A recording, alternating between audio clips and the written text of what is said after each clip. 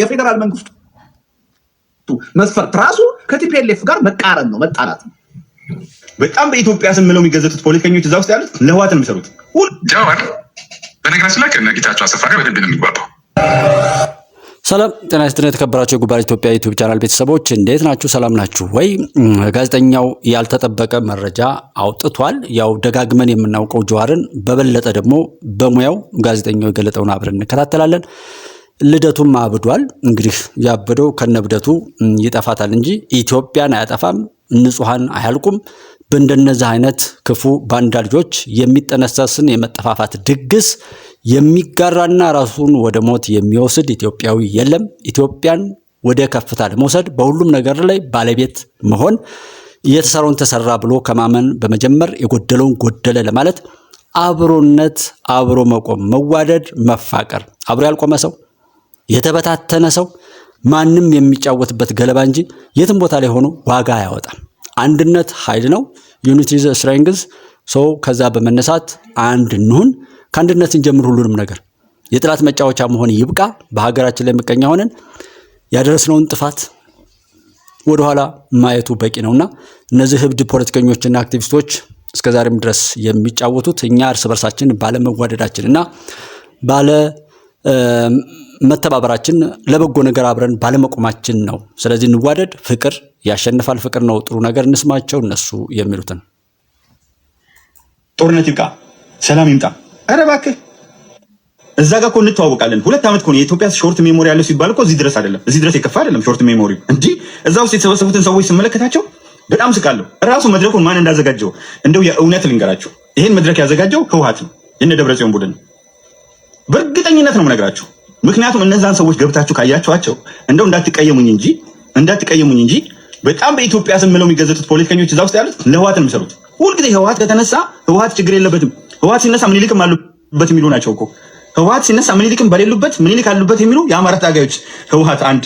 ሁለተኛ እኔ በጣም መወዳቸው የታሪክ ፕሮፌሰር ሕዝቅኤል ገቢሳ ደስ ይሉኛል። ሕዝቅኤል ገቢሳ ትግርኛ ሲናገሩ ኔቲቭ ናቸው። በ77 በ66 ምናምን እዛ አካባቢ ከዛ በፊት የሰፈሩ ሰፋሪዎች አሉ። ከአማራ ክልል ሄደው ሰፈራ በሚለው ነው ሰፈር የሚለውን ቃል ጠለዋል። ሰፈራ ሄደው የተቀመጡ ሰዎች አሉ፣ የአማራና የትግራይ እና ፕሮፌሰር ሕዝቅኤል ትግርኛ ፐርፌክት ናቸው። ማንን ለማምዷቸው ነው ሌላ ነገር ነው። ከህወሓት ጣቢያዎች ጋር ብዙ ጊዜ ይገናኛሉ። ያው ስለዚህ የተሰበሰቡትን ሰዎች ካያቸዋቸው እዛ ውስጥ ህወሓትን ተናግረው ቢናገሯት እንኳን በልኩ ያልሆነ ያኔ ታገሏል። ምክንያቱም መሀል ላይ ማሳየት አለባቸው። አሁን ጃዋር መምጣት አለበት። ህወሓትን ብዙ ጊዜ ተናግሯታል፣ ግን መምጣት አለበት። በምን ምክንያት? ኢትስ ኦብቪየስ።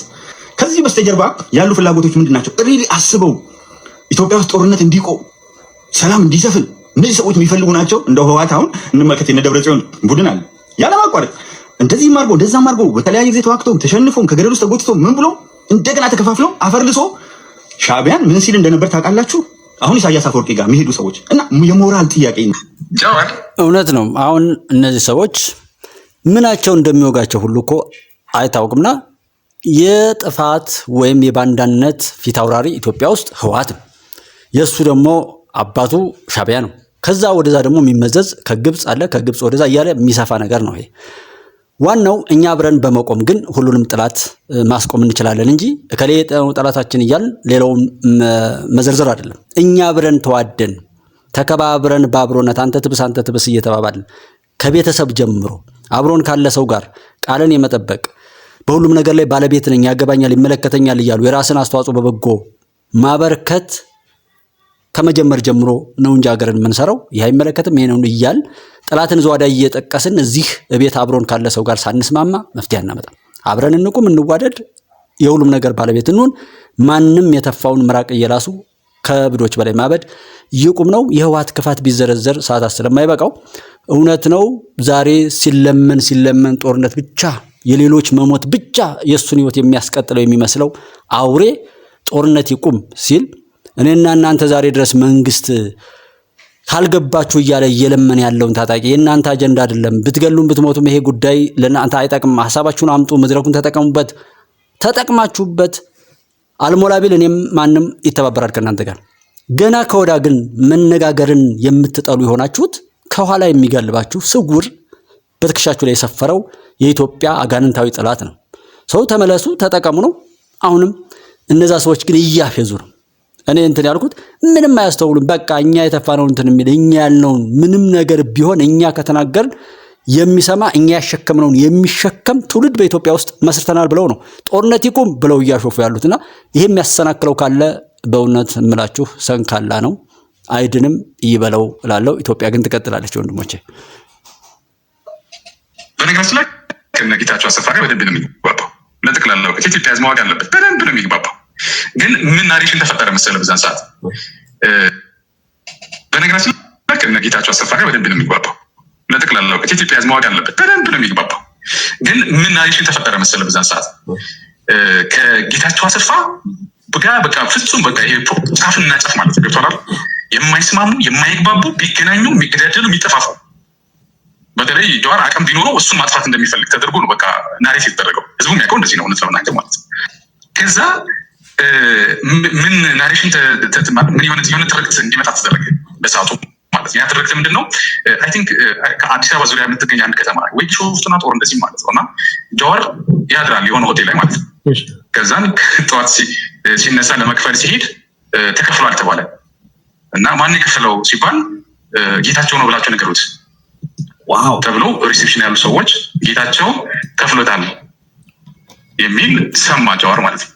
ፋይናሊ በቃ የሚይዘው የሚጨብጧት እንዴት በቃ የተከታተሉ ነው ገደሉ አይነት ነገር ይሄ ናሬሽን ህዝቡ ላይ እንዲሰርስ ተደርጓል። በነገራችን ላይ ይሄ እውነት ነው አይደለም እግዚአብሔር ይወቅ።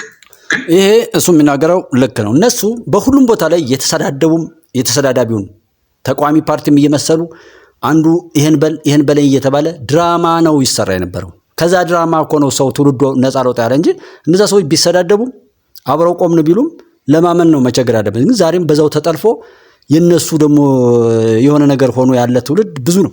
በተለይ ሶሻል ሚዲያ እንደዚህ ነገር ወይም ይሄን መበላላትንና ክፉ ነገርን እንደ ልምድ አድርጎት እንደ ሱስ ሆኖበት ራሱ ያን ነገር ካልሰማ እንደው ጆሮ ራሱ የሚያመው ብዙ ሰው አይኑ ራሱ ያንድን አይነት የመጠፋፋትን የጥላቻን ፖለቲካ ካላደመጠ ብዙ ነገሩ ጤናውን ሁሉ የሚያጣ የሚመስል ትውልድ ብዙ ነውና እዚህ ጋር ወንድማችን የሚናገረው ልክ ነው።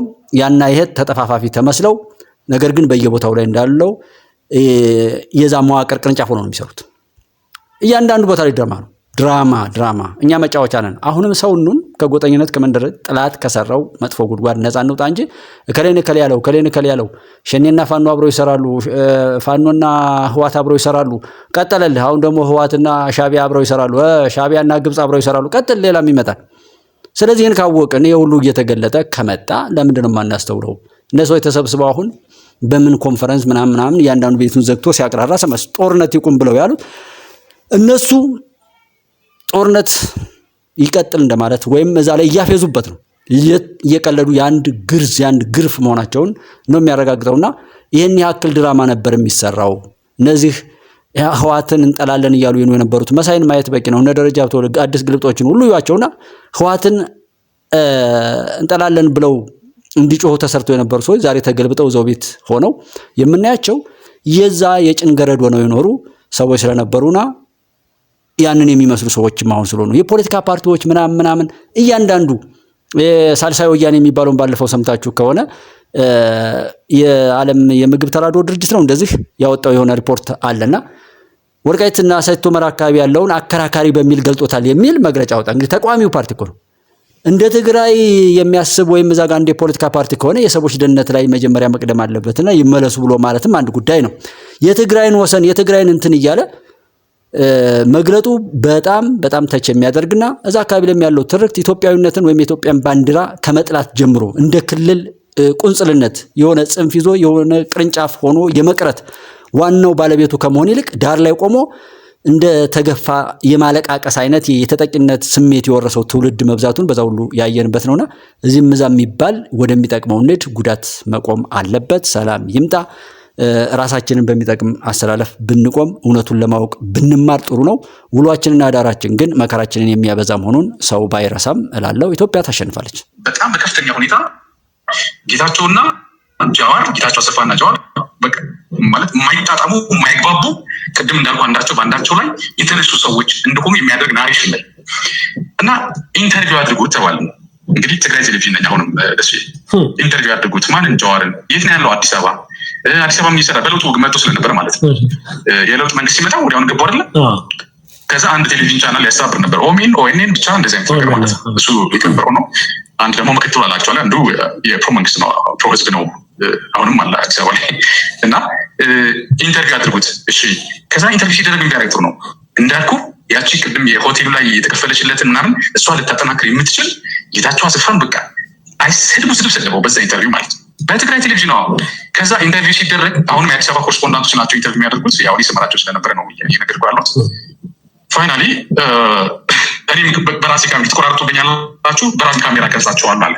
ኦኬ እንደዚህ ሲል በቃ እንትን አልነው፣ እውነትም ይሄ ተቃዋሚ ነው በቃ አይስማሙም ማለት ነው ምናምን። ግን መጀመሪያ ኢንተርቪው እንድናደርጉ ዳይሬክሽን የሰጡ ራሱ የቲፒኤልኤፍ ኃይል ነው ማለት ጀዋርን ማለት ነው። ኢንተርቪው አድርጉት በቀላሉ እንግዲህ አስበው፣ ጀዋርን ከለውጥ በኋላ አዲስ አበባ የገባ ሰው ጸረ ቲፒኤልኤፍ ነው የሚባል ሰው ግን ደግሞ ለቲፒኤልኤፍ ሚዲያ ኢንተርቪው ሊሰጥ ማለት ነው። አስበው ማን ቢያዘው ነው እንደዚህ ሊያደርግ የሚችለው? ዶክተር አብይ ቢያዘው እሺ በቃ ያው የለውጥ ኃይል ነው መጥቷል፣ ያው ስላስመጣው እንደዚህ ብሎ ይችላል። ግን ከትግራይ ያሉ ሰዎች ወይ ከቲፒኤልኤፍ ሶሪ ያሉ ሰዎች እሱን ኢንተርቪው እንዲያደርግ ማስገደድ ይችሉ ነበር። በዛ ሰዓት ኢንተርቪው ያደረግነው አየር ላይ ዋለ እላለሁ። ኢንተርቪው የተደረገው በትግራይ ቴሌቪዥን አርካይቭ ላይ ያለ ስለሆነ ነው፣ ዩቱብ ላይም ይገኛል በእርግጠኝነት ማለት ነው። እና ይሄ ሰው የመቀሌ ሰው ማነው የቲፒኤልኤፍ ሰዎች ጋር በደንብ ይገናኛል። በደንብ ነው የሚደውል ነበር በዛ ሰዓት። በእርግጠኝነት ደግሞ በወቅቱ የነበረው የደህንነት አመራሮችን በላቸው የደህንነት ሰዎች የሚያውቁ ይመስለኛል ዝም ሳስብ ማለት ነው። እና አሁን ላይ ቲፒኤልኤፍ ጋር እንደማይስማሙ ሰው ያው ባለፈው ጊዜ ሲያስብ የነበረው ነው ብለን የራሳቸው የፖለቲካ ርዕዮተ ዓለም ይዞ የሚንቀሳቀሱ ዝም ብሎ ወደ ዘነበበት ሳይሆን የራሳቸው አቋም ይዞ የሚንቀሳቀሱ አድርጎ ነው አይደለም። እርግጠኛውን ነገር ነው ብለን ለእኔ አሁን ምንም አዲስ ነገር አልሆነብኝ፣ ልደቱም አዲስ አልሆነብኝም፣ የዚህኛው አዲስ አልሆነብኝ። የማነበሱ የጀዋርም ማለት ነው ከዛ አውቀዋለሁ። በዛን ሰዓት እንደነገርኩ እነዚህ ሰዎች ኢንተርቪው እንድናደርግ በቀላሉ ማግኘት እንችል ነበር።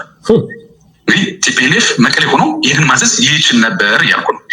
ለማንም ብዬም አልዋሽም። አፍተሮል ይሄ ራሴ ነው ልንገርህ ብዬ እየነገርኩህ ያለሁት እኮ አንተ ንገረኝም አላልከኝም። አፍተሮል ያው ራሴ መንገድ ስላለብኝ ነው መታወቅ ያለበት። የሆነ ሰዓት አወጣው ነበር እውነት ለመናገር ማለት ነው። እና እነዚህ ሰዎች አሁን በሚሆኑት ሁናቴ የኢትዮጵያ ሕዝብ ሊደናበር አይገባም። ቅድም ፊልድ ማርሻል ሲናገሩ ነበር እየሰማሁ ነበረ። በቃ ያ ነው ባንዳ ከባንዳነቱ እንደማያልፍ በተግባር እያሳዩ የሚቀጥሉ በሀገራቸው ናሽናል ኢንትረስት ላይ እንቅፍ የሌላቸው የድሮ ታክል እንቅፍ የሌላቸው የማይተኙ ማለት ሰዎች ናቸው። በእነዚህ ልንገረም አይገባም ነው። እና አቶ ጌታቸውን ብለዋል ካልሽኝ ያው ብለዋል። አስተሳሰብ ውጭ የሆኑ ሰዎች አሉ፣ ባንዳ ተደርገው የማይታዩ በቲፒኤልኤፍ ባንዳ ተደርገው ደግሞ የሚታዩ ሰዎች አሉ። እነዚህም መለየት መቻል አለብን። ሁሉንም አይደለም እየተባለ ያለው። ከእነሱን የሚቃወሙ ሁሉ እኔ ባንዳ ሲሉት ነው እስካሁንም ማለት መቃወም ካልሽኝ እኮ እስማማለሁ አልኩሽ እኮ ከእነሱ ውጭ ሆነን ሁሉ ስላልሽኝ ነው ማለት ውጭ ማይንስ ያው ከእነሱ አስተሳሰብ ውጭ ችግር የለውም። የተቃወማቸውን እኛንም ባንዳ ነው የሚሉን፣ የትግራይ ተወላጆችንም ባንዳ ነው የሚሏቸው ከድሮ ጀምሮ ማለት ነው። እኛንም ሁል ጊዜ ጸረ ሰላም አሸባሪ ባንዳ ነው የሚሉን አይደል እንዴ? ይሄ ደንበኛ የቲፒኤልኤፍ መሰረታዊ ችግር ነው። ሊፈታ ያልቻለ ሁልጊዜ አብሮት የኖረ ችግሩ ነው። ስለዚህ ለራሱም ሰዎች ለሌሎችም የሚጠቀምበት ነው። ግን ይኸውልሽ አሁን እውነቱን ለመናገር አቶ ጌታቸው በቲፒኤልኤፍ በኩል በዚህ መልኩ መታየታቸው ነው መስፈርት የሆነው። እና አቶ ጌታቸው ከቲፒኤልኤፍ ጋር የዚህ አይነት ቅራኔ ውስጥ ባይገቡ፣ ቲፒኤልኤፍ ባይጠላቸው ባያወግዛቸው ኖሮ ይሄ ሹመት ይሰጣቸዋል የሚል እምነት የለኝም። እውነቱን ለመናገር የትግራይ ተወላጆች ለማካተት ከሆነ ፌዴራል መንግስቱ የሚፈልገው አንደኛ እስካሁንም አይቆይም ነበር። ይሄን ያህል 2 ዓመት ተኩል መጠበቅ አያስፈልገው። ሁለተኛ ለምንድን ነው ከቲፒኤልኤፍ ብቻ የተቃረኑትን ሰዎች ለይቶ የሚሾመው? ሌሎች ትግራይ ውስጥ ያሉ ኢቨን ከፖለቲካ ውጭ ሆኑ የፖለቲካ ፓርቲ አባል ያልሆኑ አካደሚሽንስ ታዋቂ ሰዎች የትግራይ ተወላጆች እነሱ ሊሾሙ እኮ ይችል ነበር። አሁን ግን ዋናው የፌዴራል መንግስቱ መስፈርት ራሱ ከቲፒኤልኤፍ ጋር መቃረን ነው፣ መጣላት ነው። በቲፒኤልኤፍ ባንዳ ተብለው እነዚህ ሰዎች መባላቸው ዋናው መስፈርት እሱ ነው። የተሾሙበት ባይጣሉ ኖሮ አይሾሙ። እንደው ኒውትራል ሆኖ እንኳን ራሱ ቢቆሙ አይሾሙ። እንኳንስ ደጋፊ ሆነው ትልቁ ችግር ይሄ ነው። ልጅ በሀገር ደረጃ እንደዚህ አይነት የብሽሽቅ ፖለቲካ ነው እያካሄድን፣ የእልህ የፉክክር ፖለቲካ ነው እያካሄድን ያለን። ኧረ ተው ልደቱ አይንህ ይከፈት። በእርግጥ አንተ ያው ባንዳ ነህ፣ የሁሉን መቃወም እንደው አይደብርም? ዶክተር አብርሃም ተከስተን አታያቸው እሱን እንዲሉ እንትን አትልም? መከላከያ ከተጎዳበት ጀምሮ ብትናገር ትንሽ ጤነኛ ነው ምናምን ትባል ነበር። ግን በዛን ወቅት ላይ መከላከያ እንደዛ ባሰቃቂ ሁኔታ በአገሩ ላይ ባገለገለ በታዘዘ ያኔ በጭካኔ እኳ ተሰርቶበት አፍረህ አልተቀመጥክም። የፌዴራል መንግስት በትግራይ ህዝብ ላይ የዘር ማጥፋት ወንጀል እየፈጸመ ነው ያልክ አሽቃባጭ ነህ። ሁሉም ሰዎች ሲቀደም ተቃወሙ የነበራችሁ ሰዎች አዲሱ ለውጥ ላይ ሲመጣ አስባችሁት የነበረውን በጎን አስቀምጣችሁ የመንግስት የሄደበትን በጎን እየገለጣችሁ የጎደለውን እና የተደረገውን ያልተደረገውን እየጠቀሳችሁ ለምን እንደማትሞግቱ ነው ግራ ይገባኝ። ሁልጊዜ መቃወም ለምን? እናንተ የተሰራችሁት ለመቁረጥ ለማጥፋት የእፉኝት ልጅ ሆናችሁ ስለሆነ። ኢትዮጵያ ግን ትቀጥላለች ልደቱ።